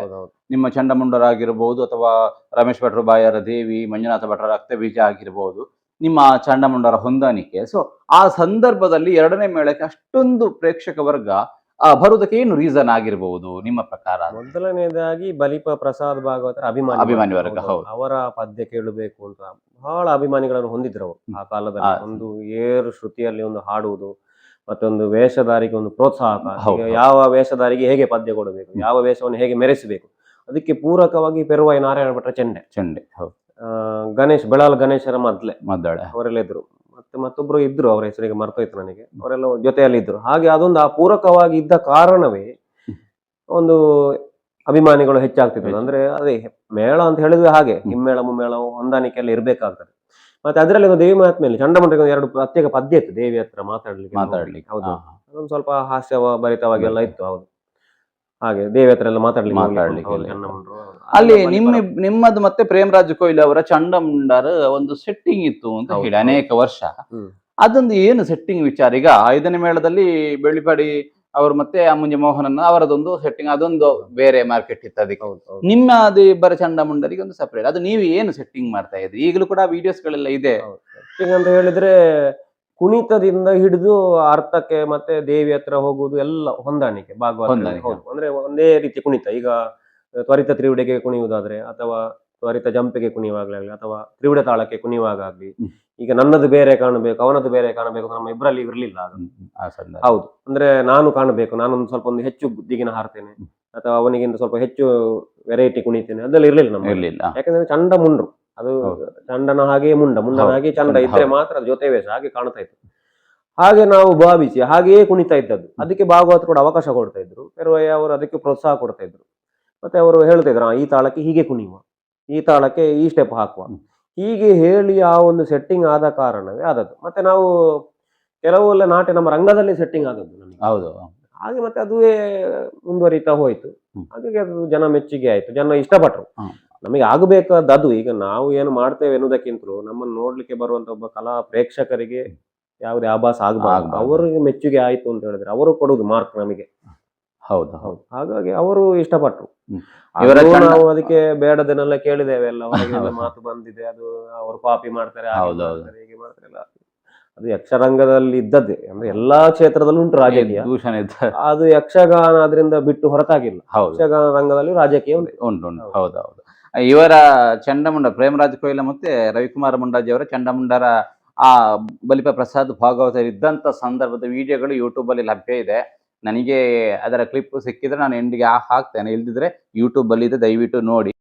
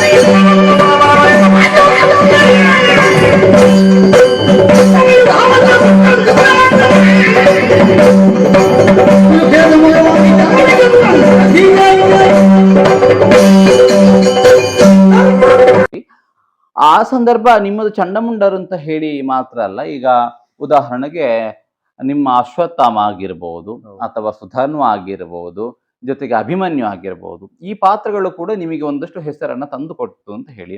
ಅಶ್ವತ್ಥಾಮ ಮೇಲೆ ನಿಮ್ಮದು ಒಂದಷ್ಟು ಈ ಹಿಂದೆ ಕೂಡ ಕ್ಲಿಪ್ಗಳೆಲ್ಲ ನಾನು ನೋಡಿದ್ದೇನೆ. ಸೊ ಅದನ್ನೆಲ್ಲ ಮಾಡೋದಕ್ಕೆ ಯಾರು ನಿಮಗೆ ಒಂದು ಬಲಿಪರೆ ಕೊಟ್ಟದ್ದು, ಅವಕಾಶ ಮಾಡಿ ಕೊಟ್ಟದ್ದು. ಅಂದ್ರೆ ಬೆಳಿಗ್ಗಿನ ಹೊತ್ತಿನ ಕಾಲ, ಅದು ಏರು ಪಿಚ್ಚಿನವರ ಪದ್ಯ. ಹೌದು. ಅದಕ್ಕೆ ಪೂರಕವಾದಂತ ಚೆಂಡೆ. ಹೌದು, ನಾರಾಯಣ ಭಟ್ರ ಚೆಂಡೆಯನ್ನು ಕೇಳಲಿಕ್ಕೆ ಅಂತಲೇ ಬೇರೆ ಬೇರೆ ಮೇಳದ ಹಿಮ್ಮೇಳ ವಾದಕರೆಲ್ಲ ಬರ್ತಾರೆ. ಹೌದು, ಅವರು ಹೆಚ್ಚು ಆಯಾಸಾಗಿ ಸಿಂಪಲ್ ಆಗಿ ಬರೀ ನಿಂತುಕೊಂಡು ಬಾರಿಸುವುದಷ್ಟೇ, ಅದರಲ್ಲಿ ಆ ಮಣಿ ಪೆಟ್ಟುಗಳೆಂತ ಅದನ್ನೆಲ್ಲ ಕೇಳಬೇಕು ಅಂತ ಈಗ ಬೇರೆ ಬೇರೆ ಮೇಳದಲ್ಲಿರೋ ಪ್ರಸಿದ್ಧ ಮೊದಲೆಗಾರರೇ ಹೇಳ್ತಾರೆ, ಅದು ಅವರಲ್ಲಿ ಇರುವಂತದ್ದು ಅಂತ. ಹಾಗಾಗಿ ಅವರೇ ನಮ್ಮನ್ನು ಕಾಣಿಸಿದ್ದು. ಹಾಗಾಗಿ ಆ ಏರು ಶ್ರುತಿಯ ಪದ್ಯಗಳು, ಅಶ್ವತ್ಥಾಮ ಅಂತ ಹೇಳಿದ್ರೆ ಅದರ ಏರು ಪದ್ಯಗಳೇ ಇರುವಂತದ್ದು. ಬೆಳಗ್ಗಿನ ಜಾವ ಅದು ಏರು ಶ್ರುತಿಯಲ್ಲಿ ಇರುವಂತದ್ದು. ಅದು ಪ್ರಸಾದನ ಭಾಗವತಿಗೆ ಅಂದ್ರೆ ಹೈ ಪಿಚ್ ಪದ್ಯಗಳು. ಅದು ಒಂದು ವೇಷವನ್ನು ಹೆಚ್ಚು ಕೆಲಸ ಮಾಡಿಸ್ತದೆ. ಹಾಗಾಗಿ ನಾವು ಹೆಚ್ಚು ಕೆಲಸ ಮಾಡಬೇಕು ಅಂತಿಲ್ಲ, ಅದು ಮಾಡಿದಾಗೆ ಕಾಣಿಸ್ತಾರೆ. ಆಗ ನಮಗೆ ಅದು ಗೊತ್ತಾಗ್ತಿರ್ಲಿಲ್ಲ. ಹಾಗಾಗಿ ಅವರೇ ಮೆರೆಸಿದ್ದು. ನೀವು ಅಶ್ವತ್ಥಾಮನ ಪಾತ್ರ ಮಾಡುವುದಕ್ಕೆ ಯಾರನ್ನ ತಗೊಳ್ತಾ ಇದ್ರಿ? ಯಾರ್ದಾದ್ರು ನೋಡ್ತಾ ಇದ್ರ ಅಥವಾ ಆ ಸಂದರ್ಭದಲ್ಲಿ? ಎಲ್ಲರೂ ನಮಗೆ, ಈಗ ಗುಂಡಿಮಜಲ ಗೋಪಾಲ ಭಟ್ರು ಆಗಿರ್ಬಹುದು, ಧರ್ಮಸ್ಥಳ ಚಂದ್ರಣ್ಣ ಆಗಿರ್ಬಹುದು, ದಿವಾಕರ್ ರೈ ಸಂಪಾಜಿ ಅವರಾಗಿರ್ಬಹುದು, ಹೀಗೆ ಇವರನ್ನೆಲ್ಲ ನೋಡಿ ಮಾಡ್ತಾ ಇದ್ದೆ. ನಿಮ್ಮ ಅಶ್ವತ್ಥಾಮ ಆಗುವಾಗ ಕೊಯ್ಲ ಅವರದ್ದು ಅಭಿಮನ್ಯು ಎಲ್ಲ ಆ ರೀತಿ ಅಂದ್ರೆ ಬೇರೆ ಬೇರೆ ಪ್ರಸಂಗ ಇಡ್ತಿದ್ರು. ನಮ್ಮ ಸೆಟ್ ನಲ್ಲಿ ಯಾರೆಲ್ಲ ವೇಷಧಾರಿಗಳು ಇದ್ದಾರೆ ನೋಡಿಕೊಂಡು ಹಾಗೆ ಪ್ರಸಂಗ ಆಗ್ತಾ ಇತ್ತು. ಹಾಗಾಗಿ ಕೆಲವೊಮ್ಮೆ ಅಭಿಮನ್ಯು ರಕ್ತರಾತ್ರಿ ಹಾಗೆ ಬಂದ್ರೆ, ಒಮ್ಮೊಮ್ಮೆ ರಕ್ತರಾತ್ರಿ ಅವನಿಗೆ ನನಗೆ ಅಭಿಮನ್ಯು ಮಾಡ್ತಾರೆ, ಕೆಲವೊಮ್ಮೆ ಅವ ಅಭಿಮನ್ಯು ಮಾಡ್ತಿದ್ದ, ನಾನು ಅಶ್ವತ್ಥಾಮ ಮಾಡ್ತಿದ್ದೆ. ಹಾಗೆ ಅದು ಹೊಂದಾಣಿಕೆ ಮೇಲೆ ಹೋಗ್ತಾ ಇತ್ತು. ನಿಮ್ಮೊಂದಿಗೆ ಪ್ರಸಾದ್ ಭಾಗವತರು ಹೇಗಿದ್ರು ಜೊತೆಯಲ್ಲಿ ನಿಮ್ಮ ಮೇಳದಲ್ಲಿ, ತಿರುಗಾಟದಲ್ಲಿ? ಎಷ್ಟು ವರ್ಷ? ಎರಡನೇ ಮೇಳದಲ್ಲಿ ಎಷ್ಟು ವರ್ಷ? ಎರಡನೇ ಮೇಳದಲ್ಲಿ 5-6 ವರ್ಷ ಇದ್ದೆ ಅಂತ ಕಾಣ್ತದೆ, ನೆನಪು ಬರೋದಿಲ್ಲ. ಹೌದು, ಮಗು ಮನಸ್ಸಿನ ಭಾಗವತರು. ಹೌದು, ಮಗು ಮನಸ್ಸೆ ಅವರದ್ದು. ಮತ್ತೆ ತುಂಬಾ ಕ್ರಿಕೆಟ್ ಪ್ರೇಮಿ ಅವರು. ಹೌದೌದು, ಕ್ರಿಕೆಟ್ ಅಂದ್ರೆ ಅವರಿಗೆ ಪಂಚಪ್ರಾಣ. ಕೆಲವೊಮ್ಮೆ ಹಾಗೆ ಅವರು ಹಗಲು ನಿದ್ದೆ ಬಿಟ್ಟು ಕ್ರಿಕೆಟ್ ನೋಡಿ, ಮತ್ತೆ ನಾವು ಹೇಳ್ತಾ ಇದ್ದೇವೆ ಭಾಗವತ್ರ, ನೀವು ಹೀಗೆಲ್ಲ ನಿದ್ದೆ ಬಿಡಬಾರ್ದು, ನಿಮ್ಮ ಸ್ವರಕ್ಕೆ ಇದಾಗ್ತಿತ್ತು ಅಂತ. ಹಾಗೆ ಅಂತ ಒಂದು ಮುಗ್ಧ ಮನಸ್ಸಿನವರು, ಒಬ್ಬ ಕಲಾವಿದನಿಗೆ ನೋವಾಗ್ಬೇಕು ಅಂತ ಬಯಸಿದವರಲ್ಲ. ಹಾಗಾಗಿ ಅಂತ ಭಾಗವತರನ್ನು ನಾವು ಕಳ್ಕೊಂಡಿದ್ದೇವೆ ಅಂತ ಹೇಳಿದ್ರೆ ಅದು ಒಂದು ಯಕ್ಷರಂಗಕ್ಕೆ ತುಂಬಾ ಲಾರದ ನಷ್ಟವೇ. ಹೌದು. ಮತ್ತೆ ಅಲ್ಲಿ ರಮೇಶ್ ಭಟ್ರು, ಬಾಯಾರಿ ರಮೇಶ್ ಭಟ್ರು ಇದ್ರು, ದೇವಿಯಾಗಿ. ಹೌದೌದು, ಅವರಿದ್ರು. ಅವರೆಲ್ಲ ಹೇಳ್ತಾ ಇದ್ರು ಮೊದಲೆಲ್ಲ ಹೀಗೆ ಆಗ್ತಾ ಇತ್ತು, ಹಾಗೆ ಹೋಗುವ. ಹೌದೌದು, ಅವರ ಹೊಂದಾಣಿಕೆಯಲ್ಲೇ ಹೋಗ್ತಿದ್ರು. ಅವರು ಚಿತ್ರಾಂಗದ ನನ್ನದ ಬಬ್ರು ವಾಹನ. ಆ ಸಂದರ್ಭ ಎರಡನೇ ಮೇಳದ ತಿರುಗಾಟ 5 ವರ್ಷಗಳ ಕಾಲ ನಿಮಗೆ ವರ್ಷ ಆಗಿರ್ಬೋದು ಅಂತ ಕಾಣ್ತದೆ. ಒಳ್ಳೆಯ ಅನುಭವ ಕೊಟ್ಟಿತ್ತು. ಸರ್, ಈಗ ಎರಡನೇ ಮೇಳದ ತಿರುಗಾಟಗಳು ಆಯ್ತು. ಎರಡನೇ ಮೇಳದಿಂದ ಮತ್ತೆ ಬೇರೆ ಹೌದು. ಮೇಳಕ್ಕೆ ಮತ್ತೆ ಬೇರೆ ಮೇಳಕ್ಕೆ ಹೋಗ್ಲಿಕ್ಕೆ ನಾನು 1ನೇ ಪುಂಡವೇಷಕ್ಕೆ ಮತ್ತೆ ಅವಕಾಶ ಸಿಕ್ಕಿ ಬಂದದ್ದು. ಅವಕಾಶ. ಅಂದ್ರೆ 2ನೇ ಮೇಳದಲ್ಲಿ ಇರುವಾಗಲೇ ದಿನೇಶನ್ನ ಕೆಲವೆಲ್ಲ ವೇಷ ಮಾಡಿಸ್ತಾ ಇದ್ರು ನನ್ನ ಹತ್ರ. ಈಗ ಅವರು 1ನೇ ಪುಂಡವೇಷದ ಯಾವೆಲ್ಲ ವೇಷ ಮಾಡ್ತಾ ಇದ್ರು ಅದನ್ನೆಲ್ಲ ನನ್ನಿಂದ ಮಾಡಿಸ್ತಾ ಇದ್ರು. ಮಾಡಿಸ್ತಾ ಇದ್ರು. ಹೌದೇ, ಅದು ಯಾಕೆಂದ್ರೆ ನಾವು ಆಗ 2 ಜನ ಇದ್ದೆವು ಪುಂಡವೇಷದ. ನಾನು ಮತ್ತು ಪ್ರೇಮರಾಜ್ ಒಂದೇ ರೀತಿಯ ಪುಂಡವೇಷ ಆದ ಕಾರಣ ಕೆಲವೆಲ್ಲ ವೇಷಗಳು ನನ್ನ ಹತ್ರ ಮಾಡಿಸ್ತಾ ಇದ್ರು. ಅದು ನನಗೆ ಆಗ ಓದುವ ಹುಚ್ಚು, ಪ್ರಸಂಗ ಓದುವುದು, ಅರ್ಥಗಾರಿಕೆ ಕಲಿಬೇಕು, ಅದನ್ನು ಬರೆಯುವುದು, ಇದೆಲ್ಲ ಆಗದಿಂದಲೇ ಆರಂಭ ಆದದ್ದು. ಬರೀ ಕುಣಿತ ಆದ್ರೆ ಆಗ್ಲಿಕ್ಕಿಲ್ಲ ಅಂತ ನನಗೆ ಖಂಡಿತ ಆಗಲ್ಲ. ಹಾಗಾಗಿ ಒಂದು ಹಂತದವರೆಗೆ ಕುಣಿಬಹುದು. ಹೌದು, ಒಂದು ಹಂತದವರೆಗೆ ಕುಣಿಬಹುದು. ಮತ್ತೆ ಮಾತುಗಾರಿಕೆ ಇಲ್ಲದಿದ್ರು ಕಾಣ್ಲಿಕ್ಕೆ ಕಷ್ಟ ಉಂಟು. ಕುಣಿಲಿಕ್ಕೆ ಎಲ್ಲರೂ ಕುಣಿಲಿಕ್ಕೆ ಕಲಿತಾರೆ, ಅಂದ್ರೆ ಮಾತುಗಾರಿಕೆ ಕಲಿಯೋರು ಕಡಿಮೆ ಅಂತ ಆದದ್ದು. ಮಾತುಗಾರಿಕೆಯನ್ನು ಕಲಿಬೇಕು ಅಂತ ಆಸಕ್ತಿ ಬಂದ ಕಾರಣ ದಿನೇಶನ್ ಅದಕ್ಕೆ ಅವಕಾಶ ಮಾಡಿಕೊಟ್ರು. ಆಗ ಅವರು ಬೇರೆ ಬೇರೆ ವೇಷ ಎಲ್ಲ ಮಾಡಿಸ್ತಾ ಇದ್ರು ನನ್ನ ಹತ್ರ. ಕೆಲವೊಮ್ಮೆ ವಿಷ್ಣು ಮಾಡಿದ್ರು, ತುಂಬಾ ಸಲ ದೇವಿ ಮಾತು ವಿಷ್ಣು ಮಾಡಿದ್ದೇನೆ ನಾನು ಅದರಲ್ಲಿ ಇರುವಾಗಲೇ. 1ನೇ ಪುಂಡವೇಷಕ್ಕೆ ಹೋಗಿರ್ಲಿಲ್ಲ, 2ನೇ ಪುಂಡವೇಷವೇ ಆಗಿದ್ದದ್ದು. ವಿಷ್ಣು, ಬಬ್ರುವಾಹನ ಇಂತೆಲ್ಲ ಪಾತ್ರನ ಅವರು ಮಾಡಿಸಿದ್ದಾರೆ ತುಂಬಾ. ಈಗ ಯಶೋಮತಿ ಏಕವೀರ ಅದರಲ್ಲೇ ಮಾಡ್ತಾ ಇದ್ದೆ ನಾನು 1ನೇ ಪುಂಡವೇಷ ಆಗುವ ಮೊದಲೇ. ಹಾಗೆ ಆಮೇಲೆ ಒಂದು ಮೇಳದಲ್ಲಿ ಒಂದು ಸಮಸ್ಯೆ ಬಂದಾಗ, ಅದೆಲ್ಲ ಎಲ್ಲರಿಗೂ ಗೊತ್ತಿರ್ಬೋದು, ಆಗ 6ನೇ ಮೇಳದಿಂದ 5ನೇ ಮೇಳಕ್ಕೆ ಮ್ಯಾನೇಜರ್ ಆಗಿ ಬಂದವರು ಪುನ್ನಂಬಲ ವಿಶ್ವೇಶ್ವರ ಭಟ್. ಆಗ ಅವರು 5ನೇ ಮೇಳಕ್ಕೆ ಪ್ರಬಂಧಕರಾಗಿ ಬಂದ ಕಾಲದಲ್ಲಿ 5ನೇ ಮೇಳಕ್ಕೆ ನಾನು ಪುಂಡವೇಷಧಾರಿಯಾಗಿ ಹೋಗಬೇಕಾಗಿ ಬಂತು. ಹೌದು, 2ನೇ ಮೇಳದಿಂದ 5ನೇ ಮೇಳಕ್ಕೆ 1ನೇ ಪುಂಡವೇಷಧಾರಿಗೆ ನನಗೆ ಅವಕಾಶ ಸಿಕ್ಕಿತ್ತು. ಆಗ ನಾನು ಅವರ ಹತ್ರ ಹೇಳಿದ್ದೇನೆ, ನನಗೆ 1ನೇ ಪುಂಡವೇಷದ ಪ್ರೌಢತೆ ಇನ್ನೂ ಬರಲಿಲ್ಲ ನನ್ನ ಹತ್ರ. 2ನೇ ಪುಂಡವೇಷ ಮಾಡೋದೇ ಕಷ್ಟದಲ್ಲಿ, ಹಾಗಾಗಿ 1ನೇ ಪುಂಡವೇಷ ನನಗೆ ಕಷ್ಟ ಆದೀತು ಅಂತ ಅವರು ಹೇಳುವಾಗ, ನೀನು ಅದಕ್ಕೆಲ್ಲ ಹೆದರಬೇಡ, ನಾವೆಲ್ಲ ಇದ್ದೇವೆ ಜೊತೆಯಲ್ಲಿ, ಹಾಗೆ ಕೆಲವೆಲ್ಲ ವೇಷ ನಾವೇ ಮಾಡ್ತೇವೆ, ನೀನು ಹೆದರಬೇಡ ಅಂತ ಹೇಳಿ ಆಗ ಅವರು ಧೈರ್ಯ ತುಂಬಿದ ಕಾರಣ ಮತ್ತೆ 1ನೇ ಪುಂಡವೇಷಕ್ಕೆ ಅವಕಾಶ. ಆಗ ಹೊಣೆಗಾರಿಕೆ ಮತ್ತು ಹೆಚ್ಚಾಯ್ತು. ಆಗ 1ನೇ ಪುಂಡವೇಷ ಅಂತ ಹೇಳಿದ್ರೆ ಇಷ್ಟರವರೆಗೆ ಇದ್ದದ್ದು ಸಾಕಾಗುದಿಲ್ಲ ವಿದ್ಯೆಯನ್ನು, ಇನ್ನು ಹೆಚ್ಚು ಕಲಿಬೇಕು ಅಂತ ಹೇಳಿ ಮತ್ತೆ ಮತ್ತೆ ಹೆಚ್ಚು ತೊಡಗಿಸಿಕೊಂಡ ಕಾರಣ ಮತ್ತೆ 1ನೇ ಪುಂಡವೇಷವನ್ನು ಮಾಡುವಂತ ಅವಕಾಶ ಒದಗಿ ಬಂತು. ಅಲ್ಲಿ 5ನೇ ಮೇಳದಲ್ಲಿ ಹೌದು, 5ನೇ ಮೇಳದಲ್ಲಿ ಕೂಡ ಎಷ್ಟು ವರ್ಷದ ಸರಿ ನೆನಪು ಬರುದಿಲ್ಲ. ಅಲ್ಲಿ ಮ್ಯಾನೇಜರ್ ಇದ್ರು, ಅವರೇ ಇದ್ರು. ಹೌದು, ಆ ತಿರುಗಾಟ ಹೇಗಾಯ್ತು ಅಲ್ಲಿ? ಒಳ್ಳೆಯ ತಿರುಗಾಟ. ಹೌದು, ಒಳ್ಳೆಯ ತಿರುಗಾಟ ಆಯ್ತು. ಕೆಲವೊಮ್ಮೆ ಇರ್ತದಲ್ಲ ಒಳಗಿನ. ಹೌದು, ಅಲ್ಲಿ 5ನೇ ಮೇಳದಲ್ಲಿ ತಿರುಗಾಟ ಆಗಿ ಪುನಃ ನಿಮ್ಮನ್ನ ಸೆಟ್ ಬದಲಾಯಿಸ್ತಾರೆ. ಹೌದು, ಅಂದ್ರೆ ಅದು ಮೇಳದ ಒಂದು ನಿಯಮ. ಅದು ಪ್ರತಿ ವರ್ಷ ಒಂದೊಂದು ಕಲಾವಿದರನ್ನ ಆಚೆ ಮಾಡೋದು ಅದು ಮೊದಲಿಂದಲೂ ಇತ್ತು. ಹೌದು, ಇತ್ತೀಚೆಗೆ ಸ್ವಲ್ಪ ವರ್ಷ ಆಗ್ತಾ ಉಂಟು. ನಿಮ್ಮನ್ನು ಪುನಃ 4ನೇ ಮೇಳಕ್ಕೆ, 4ನೇ ಮೇಳಕ್ಕೆ ಪುನಃ 1ನೇ ಪುಂಡವೇಷದ ಜಾಗಕ್ಕೆ ಕಳಿಸಿ 4ನೇ ಮೇಳದಲ್ಲಿ ಅಲ್ಲಿ ಶ್ರೀನಿವಾಸ ಬಳ್ಳಮಂಜ ಭಾಗವತ ಪ್ರಧಾನ ಭಾಗವತರಾಗಿದ್ದದ್ದು. ಒಳಕುಂಜ ಹಾಸ್ಯಗಾರರು, ರವಿಶಂಕರ್ ಹಾಸ್ಯಗಾರರು ಇದ್ರು. ಹಾಗೆ ಅವರೊಟ್ಟಿಗೆಲ್ಲ ಒಳ್ಳೆ ತಿರುಗಾಟ ಆಗ ಕೂಡ 4ನೇ ಮೇಳದಲ್ಲಿ ಹೊಂದಾಣಿಕೆ ಹಾಕೊಂಡು, ಮತ್ತೆ ಒಳಕುಂಜ ಅವರಿಗೆ ಅಪಾರ ಪುರಾಣದ ಜ್ಞಾನ ಇರುವ ಅವರು ಕೂಡ. ಹಾಗಾಗಿ ಇಲ್ಲಿ ಸುಣ್ಣಂಬಳ ವಿಶ್ವೇಶ್ವರ ಭಟ್ರು ಹೇಳಿಕೊಟ್ಟದ್ದು ಮತ್ತೆ ಅಲ್ಲಿ ಅವರ ಜೊತೆ ಅದೆಲ್ಲ ನನಗೆ ಅನುಕೂಲ ಆಯ್ತು ತುಂಬಾ. ಮತ್ತೆ ಮತ್ತೆ ಕಲಿಕೆಗೆ ಅನುಕೂಲ ಆಯ್ತು. ಹಾಗಾಗಿ 4ನೇ ಮೇಳದಲ್ಲಿ ತಿರುಗಾಟ ಮಾಡಿದೆ. ಅಲ್ಲಿ 1 ವರ್ಷ ಏನೋ ಅಲ್ಲ ಜಾಸ್ತಿ ಇದ್ರ ಅಲ್ಲಿ. ಹೌದು, ಅಲ್ಲಿ ಕೂಡ ಒಂದು 2-3 ವರ್ಷ ಏನು ತಿರುಗಾಟ ಮಾಡಿದೆ ಅಂತ ಕಾಣ್ತದೆ. ಮತ್ತೆ ಪುನಃ ಕಳೆದ ಬಾರಿ ಏನು 5ನೇ ಮೇಳಕ್ಕೆ ತಿರುಗಿ ಮತ್ತೆ 5ನೇ ಮೇಳಕ್ಕೆ 5ನೇ ಮೇಳದಲ್ಲಿ ಇದ್ದೇನೆ. ಪ್ರಧಾನ ಭಾಗವತರಾಗಿ ಗೋವಿಂದ ಭಟ್ರು ಇದ್ದಾರೆ. ಇಲ್ಲಿ 5ನೇ ಮೇಳದ ತಿರುಗಾಟದಲ್ಲಿ ಈಗ ತಿರುಗಾಟವನ್ನ ಮಾಡ್ತಾ ಇದ್ದೀರಿ. ಒಟ್ಟು ಎಷ್ಟು ವರ್ಷಗಳ ಕಾಲ ನಿಮಗೆ ಮೇಳ ತಿರುಗಾಟ ಆಗಿದೆ? 2003ರಿಂದ ಹೇಳಿದ್ರೆ, ಮಧ್ಯದಲ್ಲಿ ಮೇಳ ಬಿಟ್ಟಿದ್ದೇನೆ. ಹಾಗಾಗಿ ಒಟ್ಟು 22-23 ವರ್ಷ ತಿರುಗಾಟದ ಅನುಭವ ಹೇಳಬಹುದು. ಈಗ ನಿಮಗೆ ಎಷ್ಟು ವರ್ಷ ವಯಸ್ಸು ಅಂತ? ನನ್ನ 40 ವರ್ಷ ಆಯ್ತು. 40 ವರ್ಷ ವಯಸ್ಸು. ಸರಿ, ಸುಮಾರು 20ಕ್ಕೂ ಅಧಿಕ ವರ್ಷಗಳ ಕಾಲ ಮೇಳದಲ್ಲಿ ತಿರುಗಾಟ ಮಾಡಿದಂತಹ ಅನುಭವವನ್ನ ಹೊಂದಿದಂಥವರು. ಇದಿಷ್ಟು ಮೇಳ ತಿರುಗಾಟದ ವಿಚಾರಗಳಾದ್ರೆ, ನೀವು ಬೇರೆ ಸ್ವಂತ ಉದ್ಯೋಗ ಏನೋ ಮಾಡ್ತಾ ಇದ್ದೀರಿ ಅಂತ ಕಾಣ್ತದೆ. ಏನು ಹೆಚ್ಚಿನವರಿಗೆ ಗೊತ್ತಿಲ್ಲ, ಗೊಂದಲ ಇದೆ. ಹೌದು, ಅಂದ್ರೆ ನಾನು ಆಗ ಅದೇ ಮೇಳ ಬೊಂಬೈಯಿಂದ ಬಂದ ನಂತರ ಮೇಳಕ್ಕೆ ಹೋಗೋ ಮೊದಲು ಇಲ್ಲಿ ಒಂದು ಉದ್ಯೋಗ ಆಗಬೇಕು ಅಂತ ಹೇಳುವಾಗ ಏರ್ಟೆಲ್ ಮತ್ತು BSNL ಅಲ್ಲಿ FSI ಆಗಿ ವರ್ಕ್ ಮಾಡಿದೆ. ಅಂದ್ರೆ ಫೀಲ್ಡ್ ಅಲ್ಲಿ ಬೇರೆ ಬೇರೆ ಅಂಗಡಿಗಳಿಗೆ ಹೋಗುದು, ಅದರ ಕರೆನ್ಸಿ ಸೇಲ್ ಮಾಡೋದು. ಹೀಗೆ ಮಾಡುವಾಗ ಅಲ್ಲಿ ಆಫೀಸಲ್ಲಿ ಒಬ್ರು ಕಂಪ್ಯೂಟರ್ ವರ್ಕ್ ಮಾಡ್ತಾ ಇದ್ಲು. ಆಗ ಕೇಳಿದೆ, ಅದು ಹೇಗೆ, ಎಂತ ಮಾಡುದು ಕಂಪ್ಯೂಟರ್? ಅವರು ಹೇಳಿಕೊಡ್ಲಿಕ್ಕೆ ಬರಲಿಲ್ಲ. ನನಗೆ ಹಠ ಹಿಡಿಯಿತು, ಇದು ಯಾಕೆ ಹೇಳಿಕೊಡುದಿಲ್ಲ, ನೋಡಿ ನಾವು ಕಲಿತ್ರೆ ಏನಾಗುತ್ತದೆ ಅಂತ. ಆಗ ಬೆಳ್ತಂಗಡಿಯಲ್ಲಿ ಅಡ್ವರ್ಟೈಸ್ಮೆಂಟ್ ನೋಡಿದೆ, ಹೀಗೆ ಕಂಪ್ಯೂಟರ್ ಕಿಯೋನಿಕ್ಸ್ ಅಲ್ಲಿ ಕಂಪ್ಯೂಟರ್ ಕಲಿಸ್ತಾರೆ ಅಂತ. ಇಲ್ಲಿ ಹಗಲಿಗೆ ಸಂಜೆ 5 ಗಂಟೆವರೆಗೆ ಕೆಲಸ ಮಾಡಿ ಸಂಜೆ 5ರಿಂದ 7 ಗಂಟೆವರೆಗೆ ಕಂಪ್ಯೂಟರ್ ಕಲಿಲಿಕ್ಕೆ ಹೋದೆ ಬೆಳ್ತಂಗಡಿಯಲ್ಲಿ. ಅಲ್ಲಿ ಕಂಪ್ಯೂಟರ್ ಬರೀ ವರ್ಡ್ ಎಕ್ಸೆಲ್ ಕಲೀಲಿಕ್ಕೆ ಅಂತ ಹೋದದ್ದು. ಆಗ ಅಲ್ಲಿದ್ದವರೆಲ್ಲ ಹೇಳಿದ್ರು, ನೀವು ಕಂಪ್ಯೂಟರ್ ಹಾರ್ಡ್ವೇರ್ ಕಲೀರಿ, ಅದಕ್ಕೆ ಒಳ್ಳೆ ಸ್ಕೋಪ್ ಉಂಟು ಅಂತ. ಹಾಗೆ ಅಲ್ಲಿ ಸೇರಿ ಕಂಪ್ಯೂಟರ್ ಹಾರ್ಡ್ವೇರ್ ನೆಟ್ವರ್ಕಿಂಗ್ ಕಲಿತೆ. ಹಾಗೆ ಕಲ್ತವ ಮತ್ತೆ ಅಲ್ಲೆಲ್ಲ 1 ವರ್ಷ ಕಲ್ತು ಅಲ್ಲಿ ಕೆಲಸ ಮಾಡಿ ಮತ್ತೆ ಮಂಗಳೂರಿಗೆ ಕೆಲಸಕ್ಕೆ ಹೋದ, ಹಾರ್ಡ್ವೇರ್ ನೆಟ್ವರ್ಕಿಂಗ್ ಅಲ್ಲಿ. ಅಲ್ಲಿ ಮಂಗಳೂರಲ್ಲಿ ಕೆಲಸ ಮಾಡ್ತಾ ಮಾಡ್ತಾ ಫೀಲ್ಡ್ ವರ್ಕ್ ಮಾಡಿದ್ವಿ. ಅಲ್ಲಿ ಕೂಡ ಹಾಗೆ ಬಹಳ ಇಂಟ್ರೆಸ್ಟ್ ಇಂದ ಕಲ್ತು ಎಲ್ಲ ಮಾಡ್ತಾ ಇದ್ದೆ ಹಾಗೆ. ಈಗ ಯಾವ ಉದ್ಯೋಗ ಈಗ ಹಾಗೆ ನನ್ನ ಆಗ ಯಕ್ಷಗಾನಕ್ಕೆ ಸೇರುವಾಗ 10ನೇ ತರಗತಿ ಆಗಿದ್ರು ಕೂಡ ಮತ್ತೆ ಉದ್ಯೋಗ ಮಾಡಬೇಕು ಅಂತ ಹೇಳಿ PUC ಮಾಡಿದೆ, ಹ್ಮ್. ಆಮೇಲೆ BA ಮಾಡಿದೆ, ಈಗ MA ಮಾಡ್ತಾ ಇದ್ದೇನೆ. ಮಾಡ್ತಾ ಇದ್ದೀರಿ? ಹೌದು, ಪ್ರೆಸೆಂಟ್ MA ಮಾಡ್ತಾ MA ಮಾಡ್ತಾ ಮುಂದಿನ ಇದ್ದೇನೆ. ಯೋಜನೆ ಏನಾದ್ರು ಉಂಟಾ? ನೋಡ್ಬೇಕು ಏನಾಗುತ್ತದೆ ಅಂತ ಹಾಗೆ. ಎಸ್. ಈಗ ಈಗ ಸದ್ಯಕ್ಕೆ ಶಸ್ತ್ರಚಿಕಿತ್ಸೆ ಆಗಿದೆ, ಬೇಗ ಗುಣಮುಖರಾಗಬೇಕು ನೀವು, ಅದೇ ನಮ್ಮದು ಒಂದು ಪ್ರಾರ್ಥನೆ ಅಂತ ಹೇಳುತ್ತಾ, ಇದಿಷ್ಟು ಯಕ್ಷಗಾನದ ವಿಚಾರ ಆದ್ರೆ, ಇನ್ನು ಮುಂದಿನ ವಿಚಾರವನ್ನ ಕೇಳುವುದಾದ್ರೆ